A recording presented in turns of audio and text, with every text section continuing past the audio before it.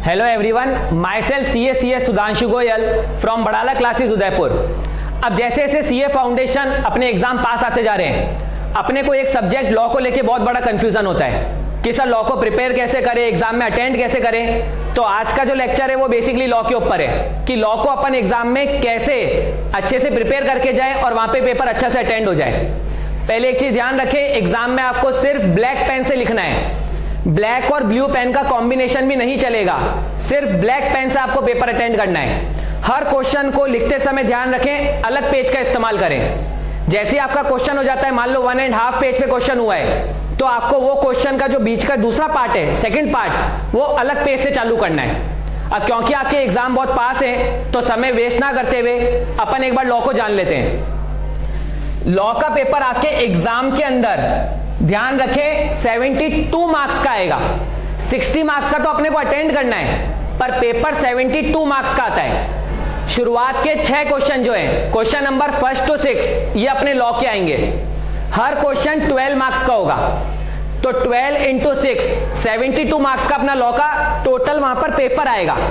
Attend क्योंकि 60 marks का करना है, तो आपको पता पड़ गया होगा कि 6 में से अपने को 5 अटेंड करने।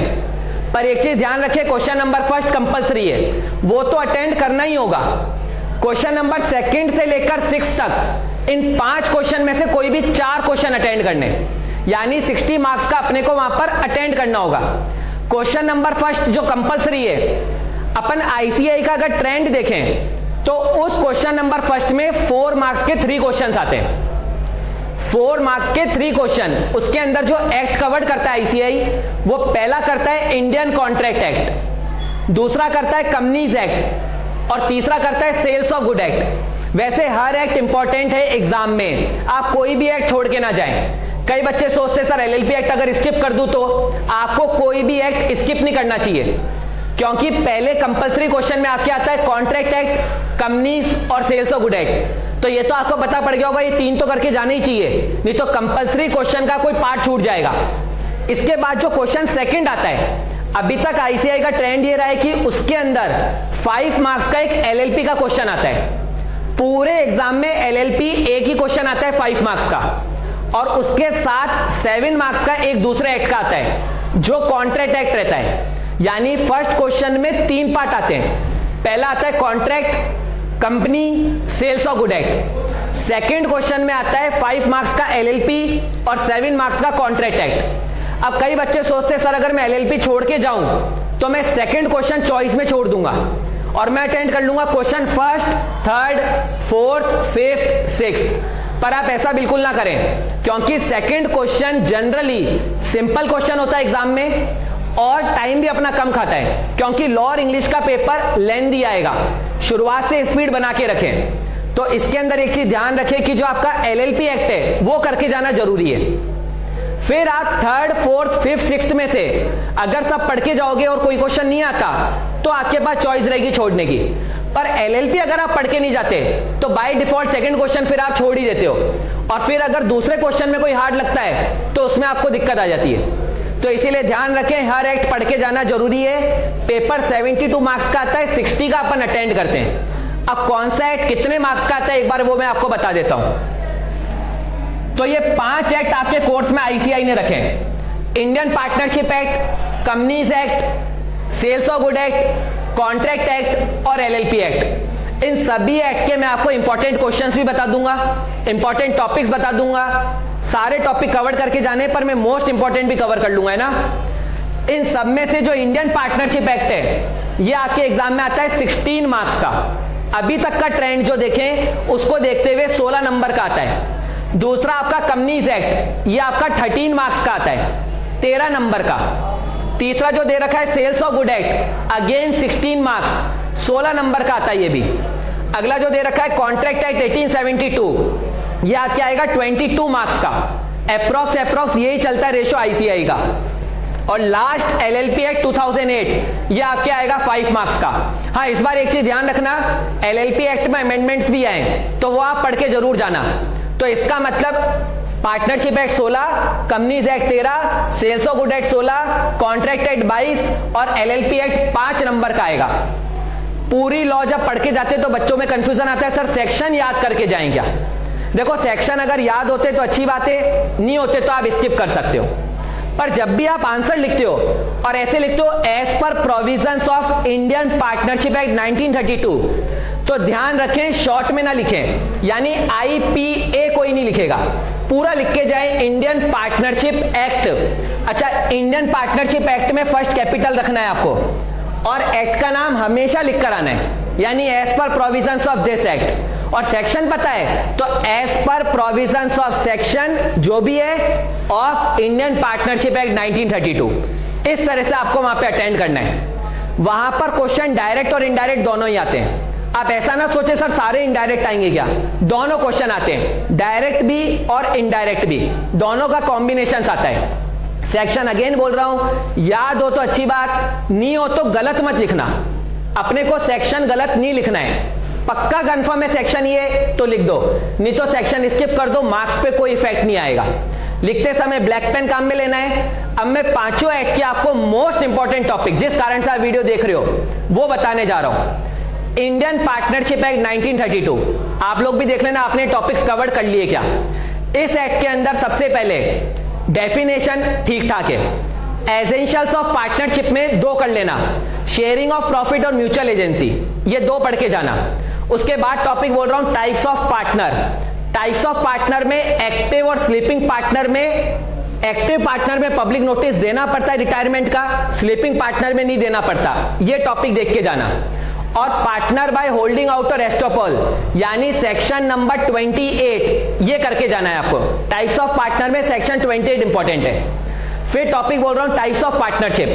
टाइप्स ऑफ पार्टनरशिप में एट विल, स्पेसिफिक और पर्टिकुलर जो पार्टनरशिप है, ये कितने समय के लिए बनती है वो नहीं पढ़ना, मेन ये पढ़ना कि इनको डिसॉल्व कैसे करते हैं। पार्टनरशिप एट विल डिसॉल्व करने के लिए कोई भी एक पार्टनर बाकी सभी पार्टनर को रिटर्न नोटिस देके बंद कर सकता है, पर स्पेसिफिक और पर्टिकुलर पार्टनरशिप बंद करने के लिए आपको सब पार्टनर्स की कंसेंट चाहिए, यानी जितने भी पार्टनर है उन सबकी कंसेंट लेना जरूरी है। अगेन मैं पढ़ा नहीं रहा हूं, मैं सिर्फ इंपॉर्टेंट बता रहा हूं, तो आप ऐसा मत सोचना सर कि हमको पता नहीं पड़ रहा है, सिर्फ इंपॉर्टेंट टॉपिक से, ये लेक्चर नहीं है ना, सिर्फ आपको इंपॉर्टेंट एग्जाम प्रिपरेशन के लिए बताया जा रहा है।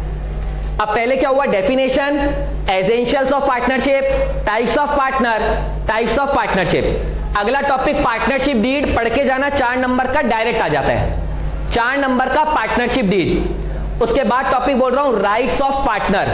राइट्स ऑफ पार्टनर में जो मेन टॉपिक है वो एक तो राइट ऑफ आउटगोइंग पार्टनर करके जाना, सेक्शन 36 और 37, और एक right not to be expelled, section 33। Expulsion of partner most important है, कई बार 6 नंबर का आया है, तो सेक्शन 33 एक्सपल्शन पढ़ के जाना। आउटगोइंग पार्टनर का सेक्शन 36, 37 पढ़ के जाना, ये इंपॉर्टेंट है। उसके बाद अगला टॉपिक बोलता हूं provision relating to minor, section number 30। Minor partnership में पार्टनर नहीं हो सकता, he is admitted only for the benefit of the firm. ये वाला जो टॉपिक है पढ़ के जरूर जाना। अच्छा, ये जो टॉपिक है, इस टॉपिक में एक दो चीज बता देता हूं। माइनर जब जुड़ाता है माइनॉरिटी में फर्म में, और मेजर होने के बाद कहता है मैं फर्म में एडमिट होना चाहता हूं एज अ पार्टनर, मैं फर्म कंटिन्यू रखना चाहता हूं, तो वो फर्म में लाइबल होगा तब से जब वो माइनॉरिटी में जुड़ा था। यानी बच्चे को 2017 में अपन ने फर्म में जोड़ा, 2022 में वो मेजर हुआ है, अगर वो फर्म में आगे कंटिन्यू करता है तो 2017 से लाइबल होगा, 2022 से नहीं।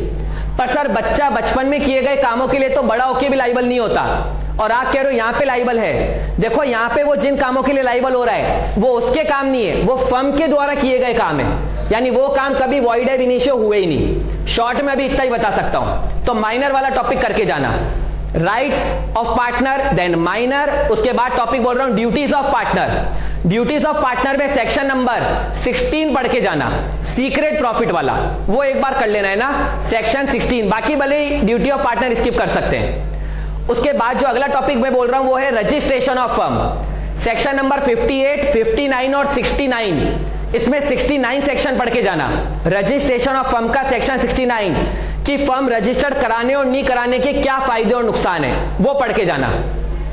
फिर टॉपिक आता है transfer of interest by partner, section 29 और 31, उसकी बात कर रहा हूं, एक बार करके जाना सेक्शन 29 और 31 वाला टॉपिक। उसके बाद टॉपिक बोल रहा हूं डिसोल्यूशन ऑफ फर्म, आपको पता इंपॉर्टेंट है, सेक्शन 40 से लेकर चलता है ये 40, 41, 42, 43, 44। डिसोल्यूशन ऑफ फर्म पढ़ के जाना, एग्जाम में आता है। बेसिकली रजिस्ट्रेशन ऑफ फर्म भी, डिसोल्यूशन ऑफ फर्म भी, दोनों अपने को करके जाने। उसके बाद कुछ डिफरेंस आते हैं, पार्टनरशिप और क्लब, पार्टनरशिप और को ओनरशिप, पार्टनरशिप और एचयूएफ, ये डिफरेंसेस आपको करके जाने। उसके बाद में टॉपिक बोल रहा हूं आपके लिए, liability of partner. Liability of partner के 3 सेक्शन होते हैं, 25, 26, 27। तीनों को अच्छे से करके जाना आप लोग। 3 सेक्शन 25, 26, 27। यानी एक टॉपिक था ड्यूटीज ऑफ पार्टनर, एक राइट्स ऑफ पार्टनर, एक liability of partner and then authority of partner. चारों अलग टॉपिक है। अथॉरिटी ऑफ पार्टनर का सेक्शन है 19, इंप्लाइड अथॉरिटी करके टॉपिक लिखा है। सेक्शन 19 एंड 20 ये आता है अथॉरिटी ऑफ पार्टनर। तो इसको आप बिल्कुल अच्छे से प्रिपेयर करके जाना। उसके अलावा जो अपने को पार्टनरशिप एक्ट में टॉपिक करना होता है वो आता है rights and duties of partner after change in firm.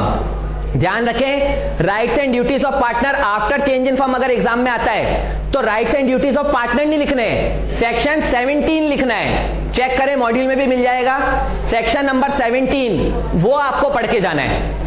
एक आता है topic modes of settlement of account in partnership firm. ये अकाउंट से रिलेटेड भी टॉपिक है कि फर्म अगर बंद होती है तो उसके एसेट्स का, लॉसेस का, प्रॉफिट का क्या होगा। ये सेक्शन नंबर है 48। आप ये सेक्शन पढ़ के जाना, सेक्शन 48।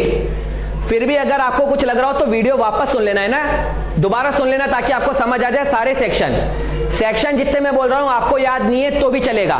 मैं सेक्शन रेफरेंस के लिए बोल रहा हूं कि आप बोलो सर ये टॉपिक नहीं मिल रहा तो वो सेक्शन वाइज देख लेना आप लोग। उसके अलावा जो पार्टनरशिप फर्म है वो एक बार ठीक है रीड आउट वगैरह करके जाना, इंपॉर्टेंट है वो भी, जैसे नोटिस टू एक्टिव पार्टनर हो गया या इमरजेंसी में पार्टनर की राइट्स हो गए, इस तरह के टॉपिक, या liability of outgoing partner, incoming partner, ये एक बार रीड जरूर करके जाना।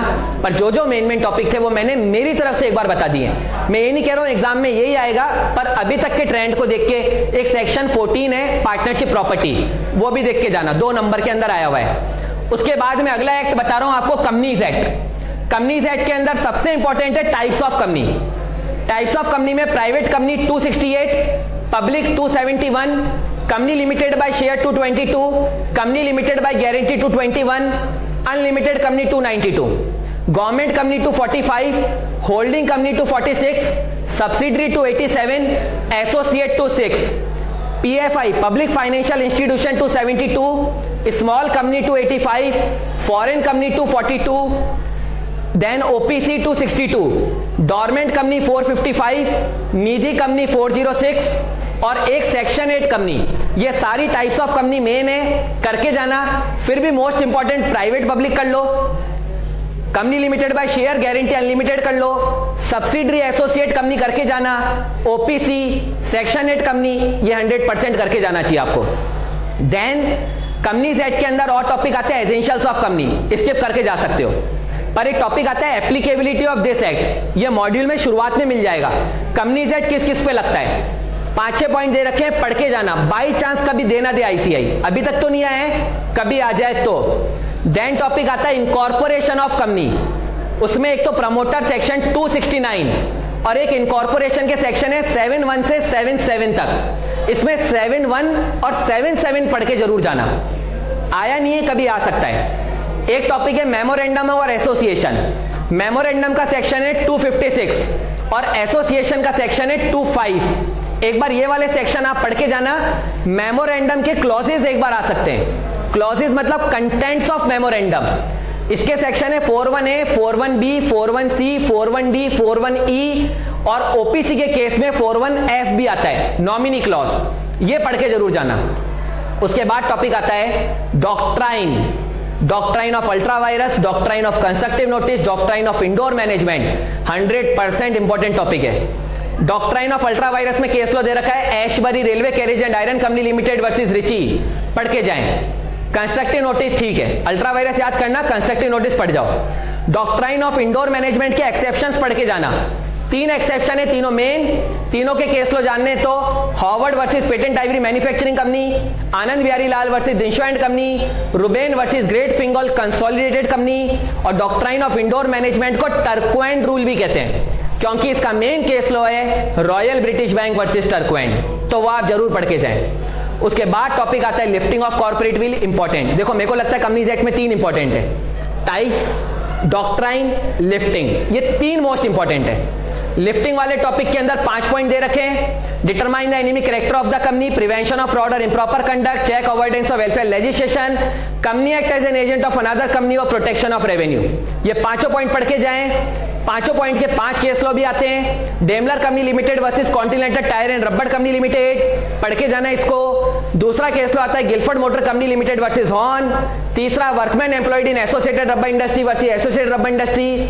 चौथा merchandise transport limited versus British transport commission. Last sir Dinshaw Maneckji Petit. Sir case law याद करके जाऊं? नहीं, केस लॉ तो वहां केस स्टडी में आ सकता है, तो अपने को कंक्लूजन पता होना चाहिए, इसलिए एक बार रीड कर जाओ। तो मुझे लगता है कंपनीज एक्ट के मेन टॉपिक ये थे। फिर आता है अपने सामने sales of good act, 16 number का है, कंफ्यूज करता है सर इसमें क्या टॉपिक पढ़े, तो मैं छोटे छोटे टॉपिक पहले बता देता हूं। मर्केंटाइल एजेंट, डिलीवरी की डेफिनेशन, प्राइस की डेफिनेशन, प्रॉपर्टी का मतलब, इसमें प्रॉपर्टी मतलब ओनरशिप होता है, ध्यान रखना।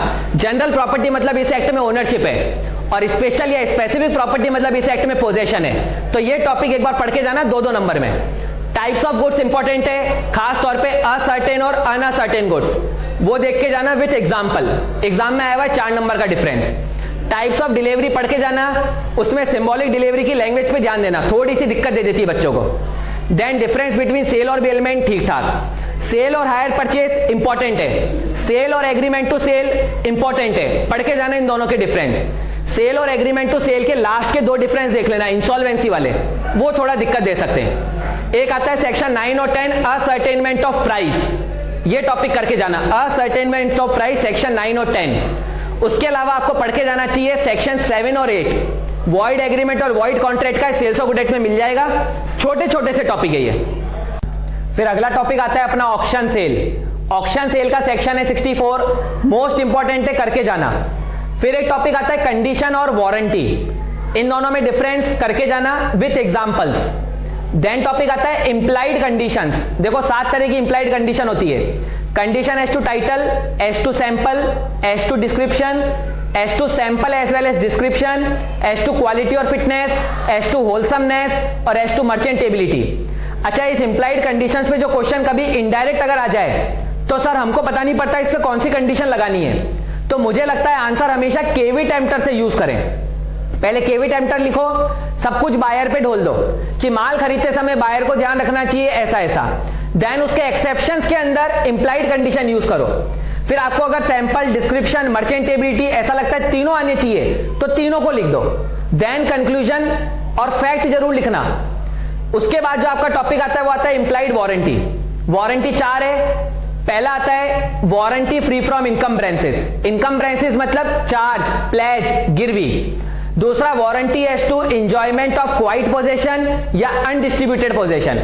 तीसरा वारंटी एज टू क्वालिटी और फिटनेस, और चौथा disclosure of dangerous nature of goods. चारों वारंटी पढ़ के जाए। फिर एक टॉपिक दे रखा है अलग सा इसी चैप्टर में, वो 4 नंबर का एग्जाम में आ जाता है, when breach of condition is treated as breach of warranty. इसमें 4 पॉइंट दे रखे हैं, पढ़ के जाना चारों एक बार। देन अगले chapter unpaid seller. Unpaid seller देखो वैसे तो पूरा चैप्टर इंपॉर्टेंट है, पर फिर भी मुझे लगता है राइट ऑफ लीन, स्टॉपेज और राइट ऑफ रीसेल, यानी right against goods most important है। राइट अगेंस्ट बायर और राइट अगेंस्ट सेलर ये ठीक ठाक चलेगा, पर राइट अगेंस्ट गुड्स पढ़ के जाना। मैं वापस कह रहा हूं ये मेरी ओपिनियन है। देन अगला टॉपिक मैं ले रहा हूं nemo dat quod non habet. No one can transfer a valid title than he himself got. 100% करके जाना है विथ एक्सेप्शंस। कब कोई जना अपने से अच्छा ओनरशिप किसी और को ट्रांसफर कर सकता है, ये जो एक्सेप्शंस है 8 दे रखे हैं, सबको अच्छे से पढ़ के जाएं। देन अगला टॉपिक आता है transfer of ownership in case of specific goods, uncertain goods, sales on approval और reservation of right of disposal. इसमें से मुझे जो इंपॉर्टेंट लगता है एक तो सेल्स ऑन अप्रूवल और रिटर्न बेसिस। वैसे वो आपने अकाउंट्स में भी कर लिया है, पर एक बार यहां पे पढ़ के जाना आता रहता है। और एक सेल बाय डिस्क्रिप्शन जो दे रखा है अनसर्टेन गुड्स में, उसमें एसेंशियल्स ऑफ एप्रोप्रिएशन पढ़ जाना। Essentials of appropriation of good they रखे, एप्रोप्रिएशन मीन सेपरेशन, वो एक बार देख के जरूर जाना। देन एक और टॉपिक आता है रिस्क फॉलो ओनरशिप, यानी जिसकी ओनरशिप है रिस्क उसका होगा, और 2 इसमें एक्सेप्शन दे रखे हैं। ड्यूटी ऑफ बेली और लॉस इन ट्रांजिट, ये जरूर करके जाना। अगर डिले हो जाता है ट्रांजिट में तो क्या होगा। उसके अलावा ठीक है, बाकी जो टॉपिक्स है वो एक बार रीड कर जाना। देखो मैं बार बार एक ही चीज कहूंगा, टॉपिक कोई नहीं छोड़ना चाहिए, क्योंकि ऑफकोर्स सीए फाउंडेशन अपन लाइफ में लास्ट टाइम दे रहे हैं, दोबारा कभी नहीं देंगे। अपन इस बार पास हो रहे हैं, तो जितने ज्यादा मार्क्स लगे उतना अच्छा है ना, अपने को दोबारा देने का क्यों सोचना है। अगला एक्ट में जो कवर कर रहा हूं वो कर रहा हूं इंडियन कॉन्ट्रैक्ट एक्ट 1872। इसके अंदर जो मुझे मोस्ट इंपॉर्टेंट टॉपिक लगते हैं, सबसे पहला टॉपिक इंपॉर्टेंट लगता है quasi contract. Salient features of quasi contract पढ़ के जाना, 3 पॉइंट दे रखे हैं, और क्वासी के 5 सेक्शन है, 68, 69, 70, 71, 72, पांचों को अच्छे से करके जाना। देन अगला टॉपिक जो मुझे इंपॉर्टेंट लगता है वो है लीगल रूल्स ऑफ कंसीडरेशन। इसमें 8 पॉइंट दे रखे हैं। Consideration must move a desire of promisor, consideration may be by promise और any other person, consideration may be executed और executory, consideration need not to be adequate, consideration must be real not illusory, consideration must not be such for which one is already bound to perform, consideration may be past, present or future, और consideration must not be immoral, unlawful, opposed to public policy। ये 8 point पढ़ के जाएं। फिर एक topic आता है no consideration no contract, इसके 7 पॉइंट दे रखे हैं। Natural love and affection, gift, charity, gratuitous bailment, compensation for past voluntary service, agency और टाइम बार डेट करके जाना इस टॉपिक को। इसको रीड भी कर सकते हो, पर legal rules of consideration important है। देन एक और टॉपिक है doctrine of privity of contract, या बोल सकते हैं principle of stranger of contract. इसके 7 एक्सेप्शन है, सातों पढ़ के जाएं। In case of trust, family settlement, assignment, agency, then covenant attach with land, acknowledgement for debt, और last in provisions of marriage contract. सातों पॉइंट अच्छे से पढ़ के जाना। अगला जो मुझे इंपॉर्टेंट लगता है वो है provision relating to minor. Minor के अंदर 5 पॉइंट अच्छे से कर जाना। पहला, agreement with minor is void ab initio, no ratification, minor can be a beneficiary, minor always pleads minority, supply of necessaries to minor. ये 5 अच्छे से कर जाना, बाकी पॉइंट 15 है। अगला टॉपिक 100% करके जाना, coercion, under influence, fraud, misrepresentation. Mistake फिर भी ठीक ठाक कर जाना, पर ये 4 करके जाना, यानी सेक्शन 15, 16, 17 और 18 बोल रहा हूं। दोनों में डिफरेंस आ सकता है, कॉर्जन और अंडर इन्फ्लुएंस। वैसे ही डिफरेंस फ्रॉड और मिस रिप्रेजेंटेशन, यानी इन दोनों को एक साथ करना। कॉर्जन, अंडर इन्फ्लुएंस एक साथ, फ्रॉड, मिस रिप्रेजेंटेशन एक साथ। फ्रॉड में एसेंशियल्स ऑफ फ्रॉड देख लेना, और merely silence does not amount to fraud ये देख लेना। थोड़ा लैंग्वेज में दिक्कत आ सकती है, पर पढ़ के जाना अच्छे से। देन अगला टॉपिक जो मुझे इंपॉर्टेंट लगता है वो आपको भी लगता होगा, कॉन्टिंजेंट एंड वेजरिंग। वेजरिंग का सेक्शन है 30, कॉन्टिंजेंट का है 31 से लेकर 36। 31 में तो डेफिनेशन है, 32 से 36 में legal rules of contingent contract है। लीगल रूल्स मोस्ट इंपॉर्टेंट है। Essentials of contingent contract 4 point दे रखे हैं, करके जाना। हालांकि उसकी लैंग्वेज आपको दिक्कत देगी, पर 4 पॉइंट करके जरूर जाना। देन डिफरेंस बिटवीन वेजरिंग और इंश्योरेंस कॉन्ट्रैक्ट एक बार देख लेना, 4 नंबर का आया हुआ है। अगला टॉपिक में बोल रहा हूं offer and acceptance, types of offer. उसमें जनरल ऑफर में 2 केस लो हैं, लालमन शुक्ला वर्सेस गौरी दत्त और Carlill versus carbolic smoke ball. Read कर जाना एक बार। एग्जांपल्स और केस लॉ पढ़ने से टॉपिक और अच्छे से ही समझ आता है। देन आता है स्पेसिफिक ऑफर, इसमें केस लॉ है बोल्टन वर्सेस जोन्स, पढ़ के जाना। Counter offer, cross offer, standing offer, ये 5 बेसिकली ऑफर के टाइप्स होते हैं। एक और टॉपिक है लैप्स ऑफ ऑफर या modes of revocation of offer, इसकी 2 हेडिंग है, लैप्स ऑफ ऑफर और modes of revocation of offer. 7 point पढ़ के जाना, एग्जाम में आया हुआ है 5 नंबर का। अगला टॉपिक एसेंशियल्स ऑफ ऑफर, ठीक ठाक कर जाना। उसमें खाली ये पढ़ के जाना, offer is different from invitation to offer, ये टॉपिक जरूर करके जाना। देन अगला टॉपिक आता है communication and revocation of offer and acceptance, ये जरूर करके जाना। एग्जाम में एक बार क्वेश्चन भी आया हुआ है, तो वो क्वेश्चन के हिसाब से पढ़ना। क्वेश्चन अगर देखा हो तो ऐसे करके होगा, बी ने ऑफर किया 10 तारीख को, एस के पास पहुंचा 12 को, एस ने पढ़ा 13 को, एस ने रिप्लाई करा 16 को, और बी के पास पहुंचा 20 को। ये डेट उसने यूज कर रखी है क्वेश्चन में, तो ये डेट वाला क्वेश्चन देखना, उससे टॉपिक और अच्छे से समझ आ जाएगा। देन ऑफर एंड एक्सेप्टेंस में लास्ट टॉपिक आता है लीगल रूल्स ऑफ एक्सेप्टेंस या एसेंशियल्स ऑफ एक्सेप्टेंस। इसमें 1 पॉइंट कर जाना, merely silence does not amount to acceptance, ये पढ़ के जरूर जाना। इसका केस लॉ वगैरह है वो भी पढ़ के जाना, फेल्टहाउस वर्सेस बिंडले, केस लॉ जरूर करके जाएं। देन अगला टॉपिक इसमें आता है एप्रोप्रिएशन ऑफ पेमेंट, सेक्शन 59, 60, 61। इस पे क्वेश्चन आपको मिल जाएगा सोनू मल और दातू मल का। वो क्वेश्चन आप जरूर करके जाना। सेक्शन नंबर 59, 60 और 61 कह रहा हूं, appropriation of payment. Then topic आपका आता है जॉइंट प्रॉमिस। जॉइंट प्रॉमिस वाला टॉपिक करके जाना। एक बार एग्जाम में आया हुआ है कि ए, बी और सी ने मिलकर डी को बोला 60,000 देंगे, तो क्या डी पूरे 60,000 ए से ले सकता है क्या? और क्या होगा यदि बी मर जाए या सी दिवालिया हो जाए, ऐसे उसमें केसेस है। जॉइंट प्रॉमिस पढ़ के जाए। एक डिफरेंस आता है सक्सेशन और असाइनमेंट। दो छोटे छोटे पैराग्राफ दे रखे हैं, बाई चांस एग्जाम में 2 नंबर 4 नंबर में कभी आ जाए, पढ़ के जरूर जाना। फिर टॉपिक आता है डिस्चार्ज ऑफ कॉन्ट्रैक्ट। कॉन्ट्रैक्ट कैसे कैसे खत्म होता है, 5 तरीके। इम्पॉसिबिलिटी, इसमें भी 2 है, इनिशियल और सुपरवीनिंग। दूसरा आता है बाय परफॉर्मेंस, 2 है, एक्चुअल और अटेम्प्टेड। तीसरा आता है म्यूचुअल एग्रीमेंट, 5 है, novation, alteration, recession, merger, रेमिशन, 5 point. फिर टॉपिक आता है लैप्स ऑफ टाइम, 2 है, टाइम इज एसेंशियल और नॉट। और एक टॉपिक आता है ब्रीच ऑफ कॉन्ट्रैक्ट, जिसका चैप्टर ही अपन अलग कर देते हैं। ब्रीच में भी 2 है, एक्चुअल ब्रीच और anticipatory breach. Breach chapter important है, उसमें क्वांटम मेरिट जरूर करके जाना। बाकी ब्रीच में 5 रेमेडी होती है, rescind, specific performance, injunction, quantum merit और सीयू फॉर डैमेजेस। तो क्वांटम मेरिट मोस्ट इंपॉर्टेंट है, करके जाना चाहिए आपको। फिर अगला टॉपिक आता है consideration must not be unlawful, immoral, oppose to public policy. इस पूरे टॉपिक में से जो मुझे मेन लगता है वो बता रहा हूं, क्योंकि कंफ्यूज करता है। एक तो रीस्ट्रेनिंग ट्रेड, सेक्शन 27 विद एक्सेप्शंस करने चाहिए। एक टॉपिक आता है ट्रैफिकिंग इन पब्लिक ऑफिस, यानी सेल ऑफ पब्लिक ऑफिस, ये करना चाहिए। और एक 3 पॉइंट आपस में लिंक करते हैं, रीस्ट्रेनिंग लीगल प्रोसीडिंग यानी सेक्शन 28। एक करता है interfere with court of justice, करके जाना interfere with court of justice, ये वाला टॉपिक भी मोस्ट इंपॉर्टेंट है। और एक और इसके अंदर आ जाता है इंटरेस्ट अगेंस्ट ऑब्लिगेशन। ये वाले टॉपिक एक बार थोड़े बहुत करके जाना, मेंटेनेंस, एम्पैथी वगैरह रीड कर जाना। मैं मेरे हिसाब से आपको इंपॉर्टेंट बता रहा हूं, मैं ये नहीं बता रहा हूं एग्जाम में यही आएगा। वैसे मैंने मोस्ट ऑफ द जितने टॉपिक थे वो सारे बोल दिए, एक बार देख लेना आपने ये सब कवर्ड कर लिए क्या। लास्ट में आता है LLP एक्ट। देखो क्योंकि अभी तक 5 नंबर का आया है, एक ही क्वेश्चन आता है, डायरेक्ट क्वेश्चन आता है, तो मुझे लगता है मैं इसमें आपको एज सच इंपॉर्टेंट नहीं बताऊंगा, कुछ भी आ सकता है। फिर भी टॉपिक्स जो जो इसके अंदर आपको करके जाने चाहिए, कौन कौन से टॉपिक इसमें है वो बता रहा हूं। एक टॉपिक है पार्टनर के ऊपर, एक है डेजिग्नेटेड पार्टनर, यानी सेक्शन 5 और 6 और सेक्शन 7। डेजिग्नेटेड पार्टनर में अमेंडमेंट से देख लेना एक बार, इंपॉर्टेंट है वो। एक टॉपिक है इसमें विसल ब्लोअर, सेक्शन नंबर 31, वो करके जाना चाहिए। डिफरेंसेस वगैरह ठीक है, एसेंशियल ठीक है, कोई इतने खास नहीं है। उसके बाद डेफिनेशन बॉडी कॉर्पोरेट की एक बार देख लेना। और एक टॉपिक आया स्मॉल LLP करके, वो टॉपिक जरूर करके जाना। देन अपन आगे बढ़े तो अगर provisions of incorporation of LLP आता है, ध्यान से पढ़ना, provisions of incorporation of LLP, तो सेक्शन 11 और 12 लिखना है। Steps of incorporation of LLP आता है, तो सिर्फ 3 पॉइंट लिखने जो आपके चार्ट बना हुआ है मॉड्यूल में।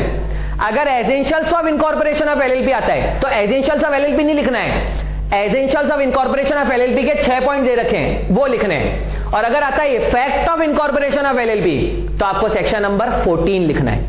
यानी इनकॉर्पोरेशन पे 4 आ सकते हैं, provision, step, essentials of incorporation, और एक कौन सा आ सकता है आपका, effect of incorporation. Section number 14, steps, essential of incorporation और provisions of incorporation. Then topic आता है वाइंडिंग ऑफ ऑफ LLP, इसके अंदर 3 सेक्शन दे रखे हैं, 63, 64, 65, तीनों करके जाना।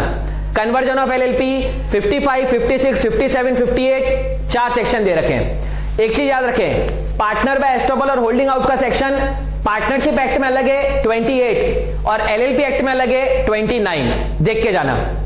एक टॉपिक आता है फाइनेंशियल डिस्क्लोजर, वो दे रखा है बुक्स ऑफ अकाउंट सेक्शन 34 और एनुअल रिटर्न सेक्शन 35, दोनों सेक्शन पढ़ के जाने चाहिए आपको, इंपॉर्टेंट है। एक आता है cessation of partnership interest in LLP, section number दे रखा है इसका 24, और एक इन्फॉर्म करना होता है ROC को change in name and address of partner, इसका सेक्शन दे रखा है 25, पढ़ के जाना।